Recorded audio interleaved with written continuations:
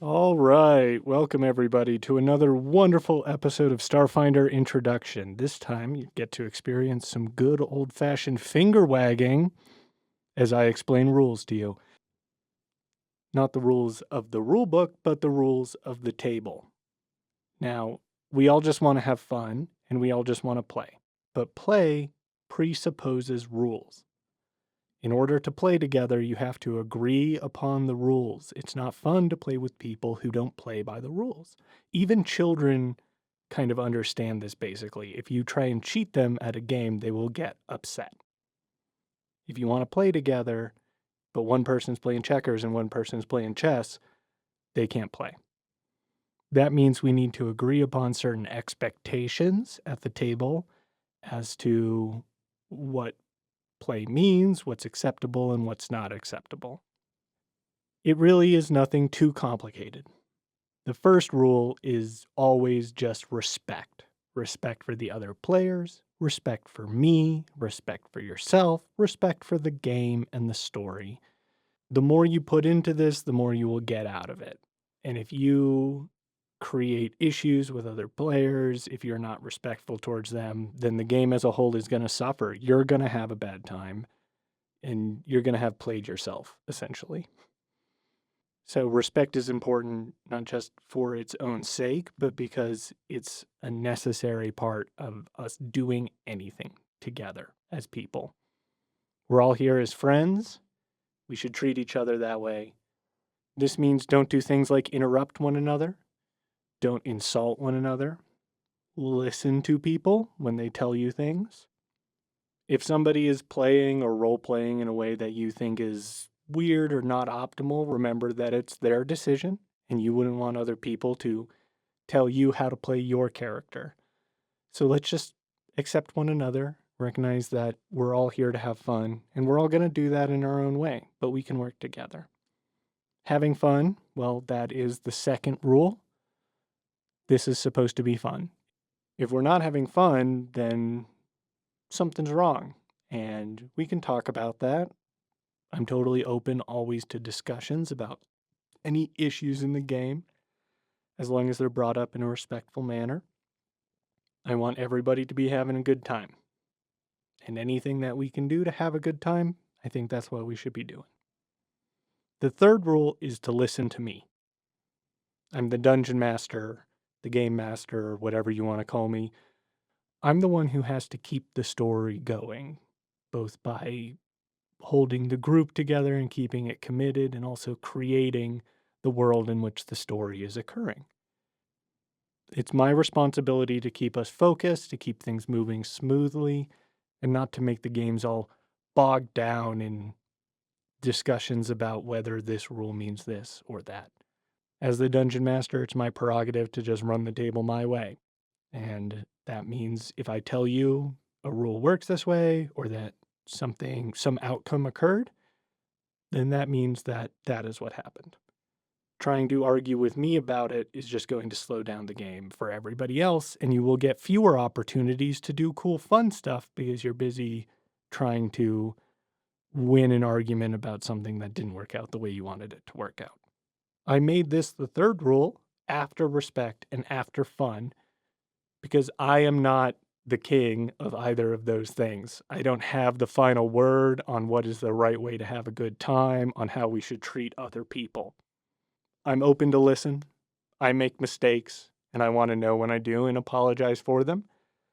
And I want to remember that this isn't about me any more than it's about you. It's about the adventure. Next, we should talk about expectations for players. I really, really enjoy being a dungeon master. It is very fulfilling to me. I've been doing it for a very long time and I love it, but it takes work. It takes a lot of work. It takes it out of me sometimes, especially doing long campaigns. I put a lot into it and it means a lot to me. I've also put a not inconsiderable amount of money into DMing over the years. I take it really seriously. Not just doing it because it's fun for me, I'm also doing it for you because I want to make you the character in a story.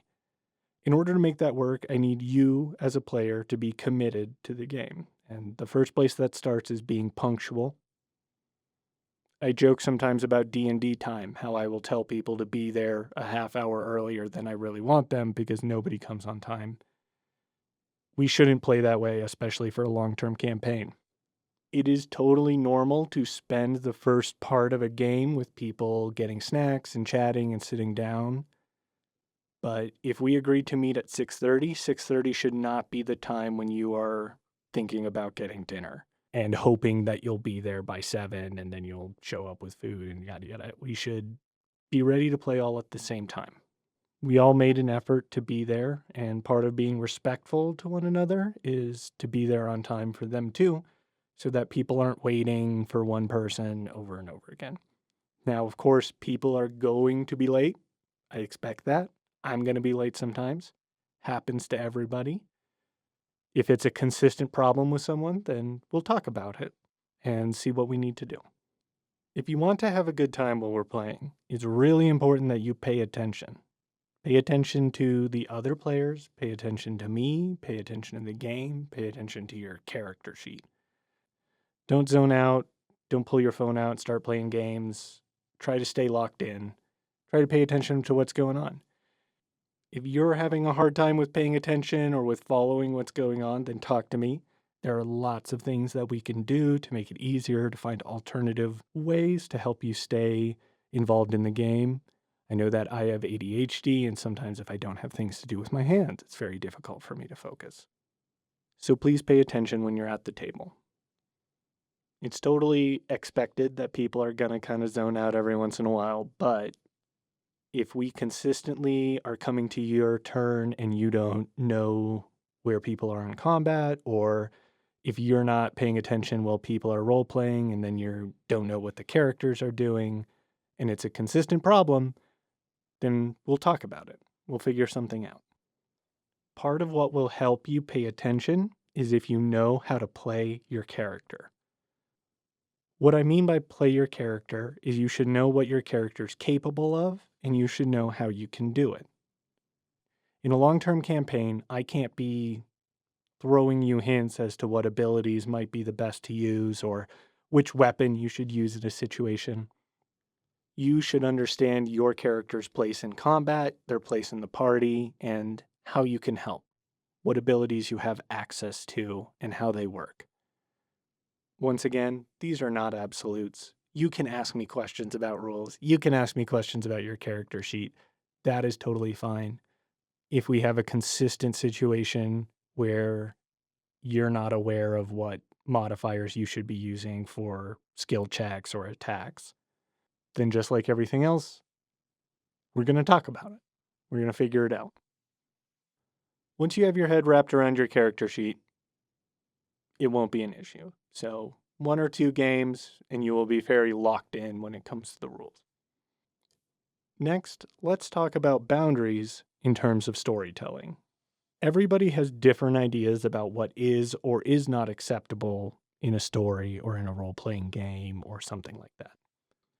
We're all here working together, but that doesn't mean we always agree about everything.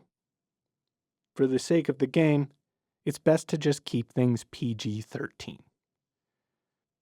I don't want to have to cope with myself being triggered by dealing with other people trying to be dark or edgy or put things into the game that might deliberately make other people uncomfortable. That's just not on the table. We're going to be PG-13. That's mean we can swear in fun ways. There's violence, but not too much cruelty or sadism. There's romance and sexuality, but nothing explicit. That doesn't mean that something like sex can't be a part of your character's story, but in that situation, we're going to draw a curtain. Drawing a curtain is something you do when it's time for a scene to resolve itself and move on to the next one. If you are in a situation where you think your character would want to have sex with an NPC, and I, as the Dungeon Master, agree that that NPC feels the same way, then we can say that that encounter occurs, but then we draw a curtain, and we're not going to role play a sexual encounter. I don't do that. I don't want anyone at my table doing that. That would make me barf. Do not do that. Beyond drawing a curtain, there are some things which are just absolute boundaries. I tolerate no references to sexual assault at my games. Your character cannot do it. It's never happened. It can't be a part of your backstory. It doesn't exist in this universe. You cannot invent it. We just leave the whole issue of sexual assault outside whenever we come to the table. Unfortunately, the human brain being the way it is, we can't always predict how we're going to react. And so some triggering things may happen that we aren't really aware we should be setting a boundary for in the first place. If you're at the table and you get upset, you start to freak out, you're getting angry, someone is making you feel uncomfortable, we can stop the game. Some people do that with things like hand gestures, like you cross your arms in front of you. Sometimes people have like a piece of paper on the table with an X on it, and if you tap that, then that means just stop what is going on. We can do whatever you're comfortable with. I would be fine with, if you get upset, you can stand up and walk away from the table without even having to say anything, and we're just going to stop until we're ready to go on in one way or another. In those situations, I'd like to talk to you, talk about what's going on, probably do it one-on-one, and then we can talk with the group and make sure that we can continue in a way that you feel comfortable with. But you don't owe me an explanation. If you have to do something like that and you're freaking out and you're upset, you don't need to explain to me why. Just whatever we need to do in that moment to make you feel safe. And then if you want to come back, if you need to step out, we want you to feel like you're in control and that you are not being pressured to do one thing or another. So those are my expectations for you as players. I really think all of that is just contained in those 3 rules I gave you. Always be respectful, always have fun, and listen to me. As long as everybody does those things, then I think we're all going to have a really great time. So, here at the end, I want to reward you for listening by offering a couple of cool tips and tricks that'll help you get into the game and have a good time. The first thing I want to recommend is look for combos with your allies. If you have an ability that does a lot of damage, ask other people if they have abilities that lower somebody's AC, and then work together to make that happen. If you've got a really good spell that targets a will save, ask around and see if somebody can make somebody's saves go down. Not only is it more effective, it's just a lot more fun to do a fastball special than it is to each just attack an enemy individually. Outside of combat, when we're in role-playing mode, an easy way to improvise your character's reactions is to create a list of rules for your character. By that I mean descriptions of what your character does and how they react to certain situations before those situations come up. So you might say something like, my android never turns down a cigarette. You might say that my Isoki loves to listen to ambient synth music. It really could be anything. Make a little list of those quirks about a character's personality. Then, when you go into a situation and you're presented with something, you'll already kind of have an idea of how your character might react. Does your character handle surprises well? Do they tolerate fools? Then you can go into those situations and you don't need to decide on the spot what your character thinks. You know your character's personality, and so you can look at the rules and understand how they'll react. The final tip and trick is to keep lots of notes, lots and lots of notes. Always have scrap paper with you, always have a pencil with you, and be keeping notes. It's good to write down people's names, write down locations, elements about the story, but also you should be keeping track of the various bonuses, the plus and minuses that are being applied to rolls with your scratch paper.